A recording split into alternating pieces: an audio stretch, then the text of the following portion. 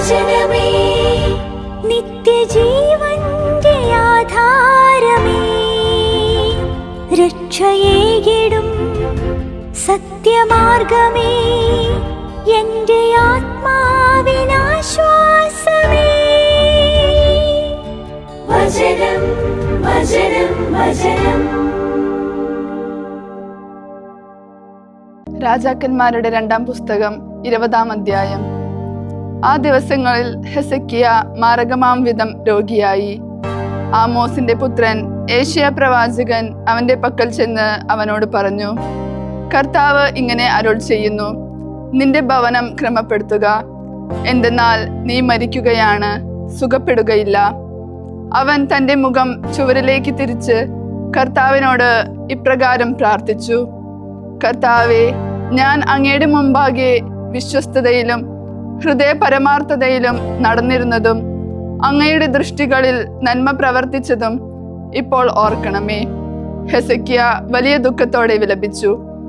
ഏശയ്യാ അങ്കണമധ്യത്തിലേക്ക് കടക്കുന്നതിന് മുമ്പേ അവന് കർത്താവിന്റെ വചനം ഇപ്രകാരമുണ്ടായി, നീ തിരിഞ്ഞ് എന്റെ ജനത്തിന്റെ നേതാവായ ഹെസക്കിയായോട് പറയുക, നിന്റെ പിതാവായ ദാവീദിന്റെ ദൈവമായ കർത്താവ് ഇങ്ങനെ അരുൾ ചെയ്യുന്നു, ഞാൻ നിന്റെ പ്രാർത്ഥന കേട്ടിരിക്കുന്നു, ഞാൻ നിന്റെ കണ്ണുനീർ കണ്ടിരിക്കുന്നു. ഇതാ ഞാൻ നിന്നെ സുഖപ്പെടുത്തുന്നു. 3-ാം ദിവസം നീ കർത്താവിന്റെ ആലയത്തിലേക്ക് കയറും.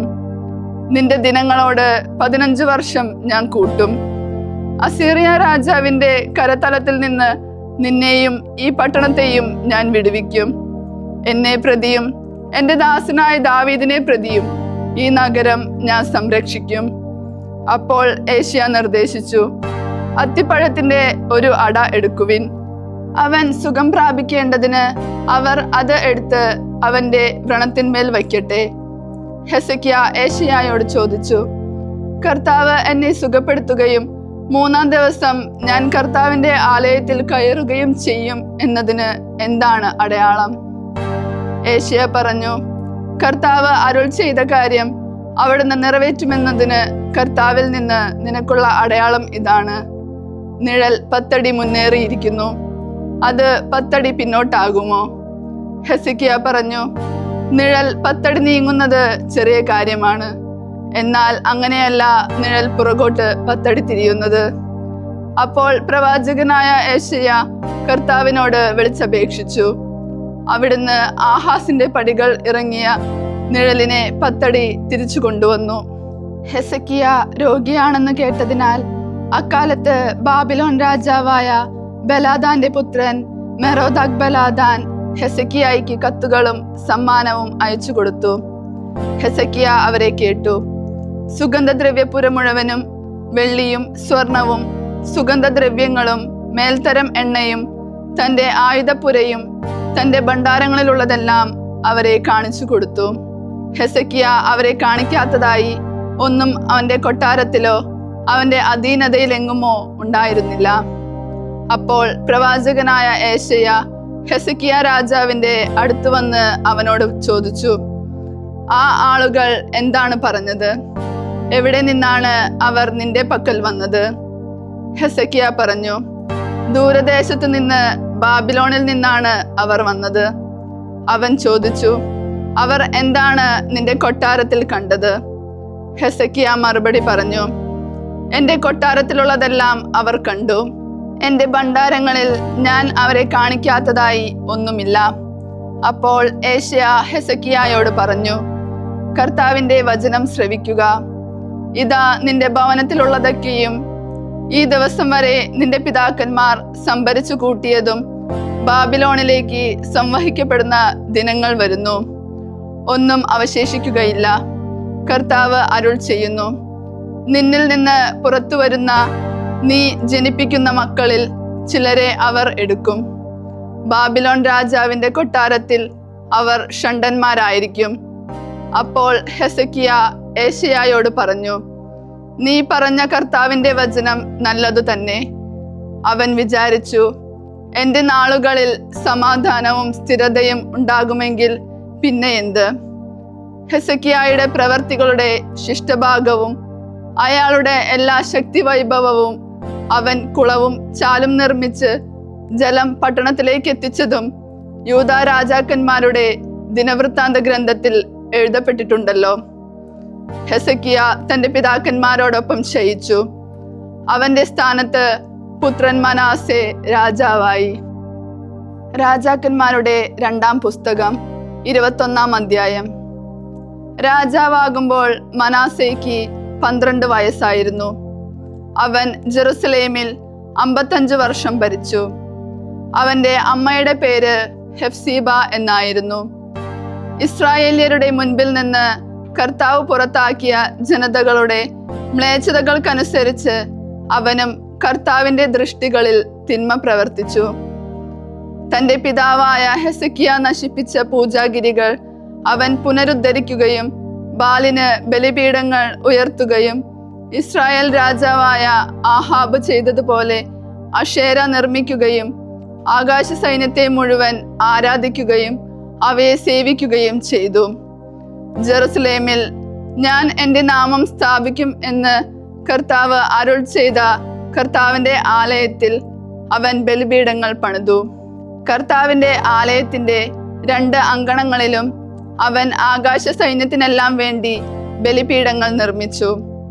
അവൻ തന്റെ പുത്രനെ അഗ്നിയിൽ പ്രവേശിപ്പിക്കുകയും ഭാവി പ്രവചനം നടത്തുകയും ശകുനം നോക്കുകയും മൃതസമ്പർക്ക വിദ്യയും അരൂപിസേവയും നടത്തുകയും ചെയ്തു. കർത്താവിനെ പ്രകോപിപ്പിക്കാനായി അവിടുത്തെ ദൃഷ്ടികളിൽ തിന്മ ചെയ്യുന്നത് അവൻ വർദ്ധിപ്പിച്ചു. താൻ ഉണ്ടാക്കിയ അഷേര വിഗ്രഹം അവൻ ദേവാലയത്തിൽ പ്രതിഷ്ഠിച്ചു. പക്ഷേ ദാവീദിനോടും അവന്റെ പുത്രൻ സോളമനോടും കർത്താവ് ഇപ്രകാരം അരുൾ ചെയ്തിരുന്നു: ഈ ആലയത്തിലും ഇസ്രായേലിലെ എല്ലാ ഗോത്രങ്ങളിലും നിന്ന് ഞാൻ തിരഞ്ഞെടുത്ത ജെറുസലേമിലും എന്നേക്കുമായി ഞാൻ എൻ്റെ നാമം സ്ഥാപിക്കും. ഞാൻ അവരോട് കൽപ്പിച്ചതൊക്കെയും എൻ്റെ ദാസനായ മോശ അവരോട് കൽപ്പിച്ച നിയമമൊക്കെയും അനുസരിച്ച് പ്രവർത്തിക്കാൻ അവർ ശ്രദ്ധിച്ചാൽ തീർച്ചയായും അവരുടെ പിതാക്കന്മാർക്ക് ഞാൻ നൽകിയ ദേശത്തു നിന്ന് ഇസ്രായേലിന്റെ പാദം അലഞ്ഞു തിരിയാൻ ഞാൻ വീണ്ടും ഇടയാക്കുകയില്ല. എന്നാൽ അവർ അത് ശ്രവിച്ചില്ല. പ്രത്യുത കർത്താവ് ഇസ്രായേല്യരുടെ മുൻപിൽ നിന്ന് നീക്കിക്കളഞ്ഞ ജനതകളെക്കാളധികം തിന്മ ചെയ്യാനായി മനാസെ അവരെ വശീകരിച്ചു. തന്റെ ദാസന്മാരായ പ്രവാചകന്മാർ മുഖേന കർത്താവ് ഇപ്രകാരം അരുൾ ചെയ്തിരുന്നു: യൂദാ രാജാവായ മനാസെ ഈ മ്ലേച്ഛതകൾ പ്രവർത്തിച്ച് തനിക്ക് മുമ്പുണ്ടായിരുന്ന അമോര്യരേക്കാൾ കൂടുതൽ തിന്മ ചെയ്ത് തന്റെ വിഗ്രഹങ്ങൾ മൂലം യൂദായെ പാപം ചെയ്യിച്ചു. അതിനാൽ ഇസ്രായേലിന്റെ ദൈവമായ കർത്താവ് ഇപ്രകാരം അരുൾ ചെയ്യുന്നു: ഇതാ ജെറുസലേമിന്റെയും യൂദായുടെയും മേൽ ഞാൻ നാശം വരുത്തുന്നു. അത് കേൾക്കുന്നവന്റെ ഇരുചെവികളും തരിക്കും. സമരിയായുടെ അളവ് ചരടും ആഹാബ് ഭവനത്തിന്റെ തൂക്കുകട്ടയും ജെറുസലേമിന് മുകളിൽ ഞാൻ പിടിക്കും. ഒരുവൻ പാത്രം തുടയ്ക്കുന്നത് പോലെ തുടച്ച് കമിഴ്ത്തി വയ്ക്കുന്നത് പോലെ ജെറുസലേമിനെ ഞാനും തുടയ്ക്കും. എൻ്റെ അവകാശത്തിന്റെ ശിഷ്ടഭാഗം ഞാൻ പരിത്യജിക്കുകയും അവരുടെ ശത്രുക്കളുടെ കൈകളിൽ അവരെ ഏൽപ്പിക്കുകയും ചെയ്യും. അവരുടെ ശത്രുക്കൾക്കെല്ലാം അവർ ഇരയും കൊള്ളമുതലും ആയിത്തീരും. കാരണം അവരുടെ പിതാക്കന്മാർ ഈജിപ്തിൽ നിന്ന് പുറപ്പെട്ട ദിവസം മുതൽ ഇന്നുവരെയും അവർ എൻ്റെ മുമ്പിൽ തിന്മ ചെയ്ത് എന്നെ പ്രകോപിപ്പിക്കുന്നവരായി തീർന്നു. കർത്താവിന്റെ ദൃഷ്ടികളിൽ തിന്മ ചെയ്യാൻ യൂദായ്ക്ക് ഇടയാക്കിയ തന്റെ പാപത്തിനു പുറമെ മനാസെ വളരെയധികം നിഷ്കളങ്ക രക്തം ചൊരിഞ്ഞ് ജെറുസലേമിന്റെ ഒരറ്റം മുതൽ മറ്റേ അറ്റം വരെ നിറച്ചു. മനാസയുടെ പ്രവർത്തികളുടെ ശിഷ്ടഭാഗവും അവർ ചെയ്തതൊക്കെയും അവൻ ചെയ്ത പാപവും യൂദാ രാജാക്കന്മാരുടെ ദിനവൃത്താന്ത ഗ്രന്ഥത്തിൽ എഴുതപ്പെട്ടിട്ടുണ്ടല്ലോ. മനാസെ പിതാക്കന്മാരോടൊപ്പം നിദ്ര പ്രാപിച്ചു. തന്റെ കൊട്ടാരത്തിന്റെ തോട്ടത്തിൽ ഉസ്സായുടെ തോട്ടത്തിൽ അവൻ സംസ്കരിക്കപ്പെട്ടു. അവന്റെ സ്ഥാനത്ത് പുത്രൻ ആമോൻ രാജാവായി. ഭരണമേൽക്കുമ്പോൾ ആമോന് 22 വയസ്സുണ്ടായിരുന്നു. അവൻ ജെറുസലേമിൽ 2 വർഷം ഭരിച്ചു. യോദ്ബായിൽ നിന്നുള്ള ഹറുസിന്റെ പുത്രിയായ അവന്റെ അമ്മയുടെ പേര് മെഷുല്ലെമെത്ത് എന്നായിരുന്നു. തന്റെ പിതാവായ മനാസെ ചെയ്തതുപോലെ കർത്താവിന്റെ ദൃഷ്ടികളിൽ അവൻ തിന്മ ചെയ്തു. തന്റെ പിതാവ് ചരിച്ച പാതകളിലെല്ലാം അവനും നടക്കുകയും അവന്റെ പിതാവ് സേവിക്കുകയും ആരാധിക്കുകയും ചെയ്ത വിഗ്രഹങ്ങളെ സേവിക്കുകയും ചെയ്തു. തന്റെ പിതാക്കന്മാരുടെ ദൈവമായ കർത്താവിനെ അവൻ പരിത്യജിച്ചു. കർത്താവിന്റെ മാർഗത്തിൽ ചരിച്ചതുമില്ല. ആമോൻ രാജാവിനെ അവന്റെ ഭൃത്യന്മാർ ബന്ധിക്കുകയും കൊട്ടാരത്തിൽ വച്ച് വധിക്കുകയും ചെയ്തു. ആമോൻ രാജാവിനെ ബന്ധിച്ചവരെയെല്ലാം ദേശത്തെ ജനം നിഗ്രഹിക്കുകയും അവന്റെ സ്ഥാനത്ത് മകൻ ജോസിയായെ അവർ രാജാവാക്കുകയും ചെയ്തു. ആമോൻ ചെയ്ത പ്രവർത്തികളുടെ ശിഷ്ടഭാഗം യൂദാ രാജാക്കന്മാരുടെ ദിനവൃത്താന്ത ഗ്രന്ഥത്തിൽ എഴുതപ്പെട്ടിട്ടുണ്ടല്ലോ. ഉസ്സായുടെ തോട്ടത്തിലെ അവന്റെ കല്ലറയിൽ അവർ അവനെ സംസ്കരിച്ചു. അവന്റെ സ്ഥാനത്ത് പുത്രൻ ജോസിയ രാജാവായി. ഏശയ്യാ പ്രവാചകന്റെ പുസ്തകം 28-ാം അധ്യായം. എഫ്രായിമിലെ മദ്യപന്മാരുടെ ഗർവിഷ്ഠ കിരീടത്തിന് ദുരിതം. അതുപോലെ വീഞ്ഞിനാൽ ഉന്മത്തരായവരുടെ സമ്പന്നമായ താഴ്വരയുടെ ശിരസിലുള്ള അവന്റെ മഹത്തായ സൗന്ദര്യത്തിന്റെ വാടിക്കൊഴിയുന്ന പുഷ്പത്തിനും. ഇതാ നാഥന്റെ കരുത്തനും ശക്തനുമായവൻ. കന്മഴക്കാറ്റുപോലെ, നാശകനായ കാറ്റുപോലെ, കര കവിഞ്ഞൊഴുകുന്ന മഹാജലപ്രവാഹം പോലെ അവരെ അവൻ കൈകൊണ്ട് നിലത്തെറിയും. എഫ്രായിമിന്റെ മതോന്മത്തരുടെ കിരീടം അവൻ കാലുകൾ കൊണ്ട് ചവിട്ടി മെതിക്കും. ഫലപുഷ്ടമായ താഴ്വരയുടെ ശിരസിലുള്ള അതിന്റെ മഹത്തായ സൗന്ദര്യം വാടിക്കൊഴിയുന്ന പുഷ്പമാകും. വേനൽക്കാലത്തിന് മുമ്പ് ആദ്യം പാകമാകുന്ന അത്തിപ്പഴം പോലെയാകും. അത് കാണുന്നവൻ ഉടനെ അത് കൈവശമാക്കി വിഴുങ്ങിക്കളയും. അന്ന് സൈന്യങ്ങളുടെ കർത്താവ് മഹത്വത്തിന്റെ മകുടമായിരിക്കും.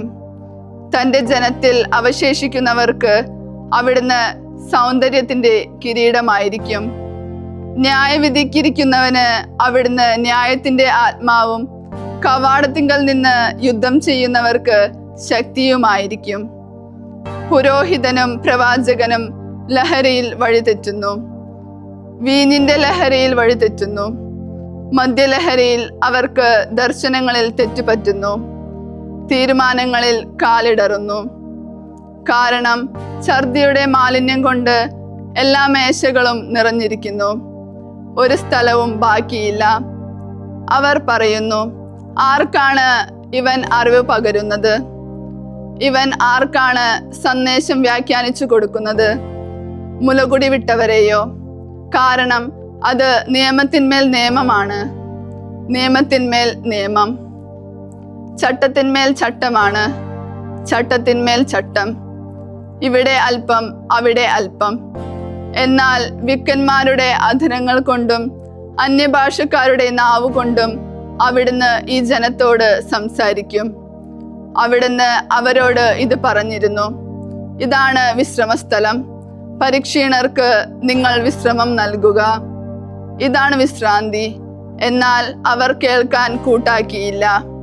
അതിനാൽ കർത്താവിന്റെ വചനം അവർക്ക് നിയമത്തിന്മേൽ നിയമമാണ്, നിയമത്തിന്മേൽ നിയമം. ചട്ടത്തിന്മേൽ ചട്ടമാണ്, ചട്ടത്തിന്മേൽ ചട്ടം. ഇവിടെ അല്പം, അവിടെ അല്പം. അങ്ങനെ അവർ പോയി പുറകോട്ട് മറിഞ്ഞു വീണ് തകരുകയും കെണിയിൽപ്പെട്ട് പിടിക്കപ്പെടുകയും ചെയ്യും. അതിനാൽ ജെറുസലേമിൽ ഈ ജനത്തെ ഭരിക്കുന്നവരെ, പരിഹാസകരെ, കർത്താവിന്റെ വചനം ശ്രവിക്കുവിൻ. എന്തെന്നാൽ അവർ പറഞ്ഞു: മരണവുമായി ഞങ്ങൾ ഒരു ഉടമ്പടി ഉണ്ടാക്കി, പാതാളവുമായി ഞങ്ങൾ കരാറു ചെയ്തു. മഹാമാരി കടന്നു പോകുമ്പോൾ അത് ഞങ്ങളെ സമീപിക്കുകയില്ല. എന്തെന്നാൽ വ്യാജത്തെ ഞങ്ങൾ അഭയമാക്കിയിരിക്കുന്നു, നുണയിൽ ഞങ്ങൾ മറഞ്ഞിരിക്കുന്നു. അതിനാൽ നാഥനായ കർത്താവ് ഇപ്രകാരം അരുൾ ചെയ്യുന്നു: ഞാൻ ഇതാ സിയോനിൽ ഒരു കല്ല്, സംശോധന ചെയ്ത കല്ല്, അടിസ്ഥാനമായി ഇടുന്നു. വിലയുറ്റ മൂലക്കല്ല്, ഉറപ്പുള്ള അടിസ്ഥാനം. വിശ്വസിക്കുന്നവൻ തിടക്കം കൂട്ടുകയില്ല. ഞാൻ ന്യായത്തെ അളവു ചരടാക്കും, നീതിയെ തൂക്കുകട്ടയും. കന്മഴ വ്യാജസങ്കേതത്തെ തുടച്ചു നീക്കും, പ്രവാഹം ഒളിസങ്കേതത്തെ മുക്കിക്കളയും. മരണവുമായുള്ള നിങ്ങളുടെ ഉടമ്പടി അസാധുവാകും, പാതാളവുമായുള്ള നിങ്ങളുടെ കരാർ നിലനിൽക്കുകയില്ല. അപ്രതിരോധ്യമായ മഹാമാരി കടന്നു പോകുമ്പോൾ നിങ്ങൾ അതിനാൽ തകർക്കപ്പെടും. അത് കടന്നു പോകുമ്പോഴെല്ലാം നിങ്ങളെ ഗ്രസിക്കും. കാരണം പ്രഭാതം തോറും സർവദാ അത് ആഞ്ഞടിക്കും. ആ വാർത്ത കേൾക്കുന്നത് തന്നെ ഭീകരമായിരിക്കും. എന്തെന്നാൽ നിവർന്നു കിടക്കാനാവാത്ത വിധം കിടക്ക കുറിയതും പുതയ്ക്കാനാവാത്ത വിധം പുതപ്പ് ചെറുതുമായിരിക്കുന്നു. കർത്താവ് തൻ്റെ പ്രവൃത്തി ചെയ്യാൻ പെരാസിം പർവ്വതം പോലെ എഴുന്നേൽക്കും. അവിടുത്തെ പ്രവൃത്തി ദുർഗ്രഹമാണ്. തൻ്റെ കൃത്യം നിർവഹിക്കാൻ ഗിബയോൻ താഴ്വരയിൽ വെച്ച് എന്നതുപോലെ അവിടുന്ന് ക്രുദ്ധനാകും. അവിടുത്തെ കൃത്യം ദുരൂഹമാണ്. അതിനാൽ നിങ്ങളുടെ ബന്ധനങ്ങൾ കഠിനമാകാതിരിക്കാൻ ഇപ്പോൾ നിങ്ങൾ പരിഹസിക്കരുത്. എന്തെന്നാൽ ദേശം മുഴുവന്റെയും മേലുള്ള പൂർണ്ണനാശത്തിന്റെ തീരുമാനം സൈന്യങ്ങളുടെ കർത്താവിൽ നിന്ന് ഞാൻ കേട്ടിരിക്കുന്നു. എൻ്റെ സ്വരത്തിന് ചെവി തരുവിൻ, എൻ്റെ വചനം ശ്രദ്ധിച്ചു കേൾക്കുവിൻ. വിതയ്ക്കാൻ ഒഴുകുന്നവൻ ദിനം മുഴുവൻ ഉഴുതുകൊണ്ടിരിക്കുമോ? തൻ്റെ നിലം ഇളക്കി കട്ട ഉടച്ചുകൊണ്ടിരിക്കുമോ? അത് ഒരുക്കി കഴിയുമ്പോൾ അവൻ ചതക്കുപ്പ വിതറുകയും ജീരകം വിതയ്ക്കുകയും മാത്രമല്ല, ഗോതമ്പ് വരിയായും ബാർലി യഥാസ്ഥാനത്തും ചെറുഗോതമ്പ് അതിനു ചുറ്റും നടുകയും ചെയ്യുന്നില്ലേ? എന്തെന്നാൽ അവന് ശരിയായ അറിവ് ലഭിച്ചിരിക്കുന്നു, ദൈവം അവനെ പഠിപ്പിച്ചിരിക്കുന്നു. ചതക്കുപ്പ മെതിക്കാൻ മെതിവണ്ടി ഉപയോഗിക്കുകയോ ജീരകത്തിന്റെ പുറത്ത് വണ്ടിചക്രം ഉരുട്ടുകയോ ചെയ്യുന്നില്ല. ചതക്കുപ്പ വടി കൊണ്ടും ജീരകം കുറുവടി കൊണ്ടും തല്ലിക്കൊഴിക്കുന്നു. ചതച്ചു കളയാനല്ല നിശ്ചയമായും ധാന്യം മെതിക്കുന്നത്. തൻ്റെ വണ്ടിചക്രം കൊണ്ട് ആരും അത് പൊടിച്ചു കളയുന്നില്ല. തൻ്റെ കുതിരകളെ കൊണ്ട് അത് ചതച്ചു കളയുന്നില്ല. സൈന്യങ്ങളുടെ കർത്താവിൽ നിന്നാണ് ഇതും വരുന്നത്.